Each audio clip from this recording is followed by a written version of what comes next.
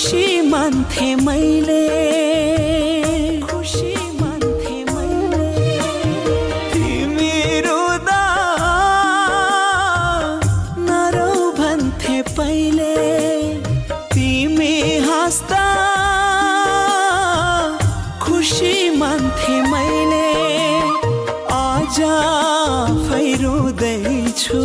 पागल जस्तै हुँदैछु तिम्रै यादमा अहिले आज